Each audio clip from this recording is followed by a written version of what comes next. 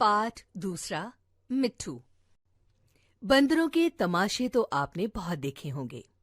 मदारी के इशारों पर बंदर कैसी कैसी नकलें करता है, उसकी शरारतें भी आपने देखी होंगी। आपने उसे घरों से कपड़े उठाकर भागते देखा होगा। पर आज हम आपको एक ऐसी कहानी के बारे में बताएंगे जिससे यह ज्ञात होगा कि बंदर एक अच्छा दोस्त भी बन सकता है। कुछ दिन हुए, लखनऊ में एक सर्कस कंपनी आई थी। उसके पास शेर, भालू, चीता और कई अन्य जानवर भी थे। इनके सिवा एक बंदर भी था जिसका नाम था मिट्ठू। लड़कों के झुंड रोज इन जानवरों को देखने आया करते थे। मिट्ठू ही उन्हें सबसे अच्छा लगता। उन लड़कों में एक लड़का था गोपाल। वह रोज वहां आता और मिट्ठू के पास घंटों बैठा रहता। उसे शेर, भालू, चीते आदि से कोई लगाव न था। वह मिट्ठू के लिए घर से चने, मटर, केले लाता और उसे खिलाता। मिट्ठू भी उससे इतना हिल-मिल गया था कि बगैर उसके खिलाए कुछ ना खाता। इस तरह दोनों में बड़ी गहरी दोस्ती हो गई। एक दिन गोपाल ने सुना कि सर्कस कंपनी इलाहाबाद जा रही है। यह सुनकर उसे बड़ा रंज हुआ। वह रोता हुआ अपनी माँ के पास आया। अम्मा, मुझे एक अठन्नी दो, मैं जाकर मिट्ठू को खरीद लाऊं। नहीं तो वह न जाने कहाँ चला जाएगा। फिर मैं उसे कैसे देखूंगा? वह भी मुझे ना देखेगा तो रोएगा। माँ ने समझाया, बेटा, बंदर किसी को प्यार नहीं करता। वह तो बड़ा शैतान होता है। यहाँ आकर वह सबको काटेगा।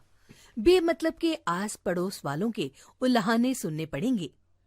लेकिन लड़के पर माँ के समझाने का कोई असर नहीं हुआ। वह रोने लगा। आखिर माँ ने मजबूर होकर उसे एक अठन्नी निकाल कर दे दी। अठन्नी पाकर गोपाल मारे खुशी के झूम उठा। उसने अठन्नी को मिट्टी से मलकर खूब चमकाया। फिर मिट्ठू को खरीदने चला, लेकिन उसे मिट्ठू वहां दिखाई नहीं दिया। गोपाल का दिल भर आया। वह सोचने लगा कि मिट्ठू कहीं भाग तो नहीं गया। मालिक को अठन्नी दिखाकर गोपाल बोला, क्यों साहब, मिट्ठू को मेरे हाथ बेचेंगे? मालिक रोज उसे मिट्ठू के साथ खेलते और खिलाते देखता था। वह हंसकर बोला, अब की बार आऊंगा तो मिट्ठू को तुम्हें दे दूंगा। गोपाल निराश होकर मिट्ठू को इधर उधर ढूंढने लगा। वह उसे ढूंढने में इतना मगन था कि उसे किसी बात की खबर न थी। उसे बिल्कुल मालूम न था कि वह चीते के कटघरे के पास आ गया था। चीता कटघरे के भीतर चुपचाप लेटा था। गोपाल को कटघरे के पास देखकर उसने अपना पंजा बाहर निकाला और उसे पकड़ने की कोशिश करने लगा। गोपाल तो दूसरी तरफ ताक रहा था। उसे क्या खबर थी कि चीते का तेज पंजा उसके हाथ के पास पहुंच गया है, इतना करीब कि चीता उसका हाथ पकड़कर खींच ले। अचानक मिट्ठू ना जाने कहां से आकर उसके पंजे पर कूद पड़ा और पंजे को दांतों से काटने लगा। तभी चीते ने अपना दूसरा पंजा निकाला और उसे ऐसा घायल किया कि वह वहीं पर गिर पड़ा और जोर जोर से चीखता हुआ बेहोश हो गया। मिट्ठू की यह हालत देखकर गोपाल रोने लगा।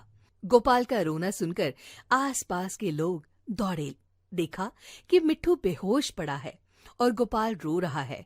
मिट्ठू का घाव तुरंत धोया गया और मरहम लगाया गया।